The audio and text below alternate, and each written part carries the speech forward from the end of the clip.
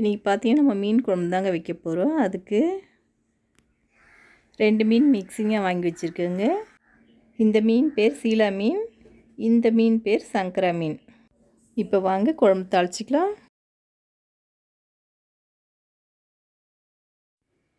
எண்ணெய் சூடாயிடுச்சுக்கு இப்போ தாளிப்பு வடகம் சேர்த்துக்கலாம்.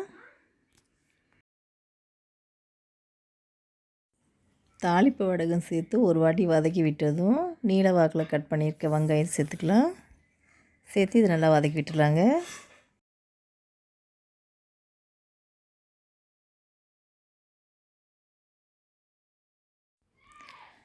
வெங்காயம் நல்லா இது போல் வதங்கினதும் பொடியாக கட் பண்ணி வச்சுருக்க தக்காளி, கருவேப்பிலை, கொத்தமல்லி சேர்த்துக்கலாம். தக்காளியுமே சேர்த்து நல்லா வதக்கி விட்டுக்கலாங்க.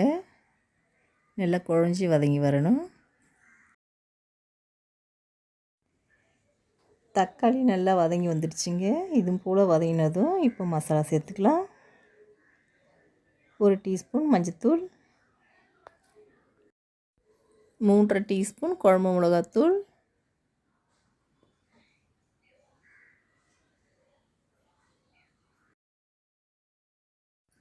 2 டீஸ்பூன் உப்பு. இப்போ மசாலா சேர்த்து ஒரு வாட்டி வதக்கி விட்டுடலாங்க.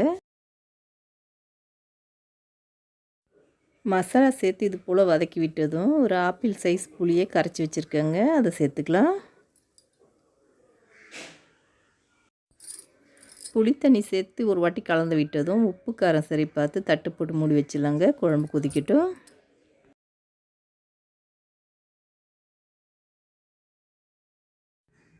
குழம்பு பார்த்திங்கன்னா இப்போ நல்லா கொதிக்குதுங்க. ஒரு வாட்டி கலந்து விட்டுடலாம். நல்லா கொதிக்கட்டும் குழம்பு. குழம்பு பார்த்திங்கன்னா இப்போ பாதி அளவாக கொதித்து வந்துடுச்சிங்க. இந்த டைமில் மீனை சேர்த்துக்கலாம்.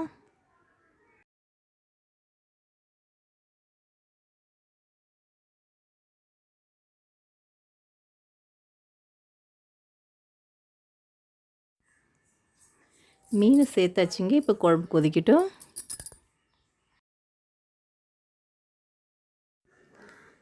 மீனை சேர்த்து இது போல் கொதித்ததும் ஒரு வாட்டி மெதுவாக கரண்டி விட்டு கலந்து விட்டுக்கலாங்க.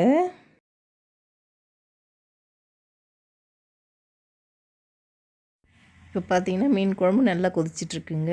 இன்னமும் கொஞ்சம் கொதித்து எண்ணெய் பிரிஞ்சு வரணுங்க. அது வரைக்கும் கொதிக்கட்டும். குழம்பு நல்லா கொதித்து எண்ணெய் பிரிஞ்சு வந்தாச்சுங்க. இப்போ அடுப்பு ஆஃப் பண்ணிக்கலாம்.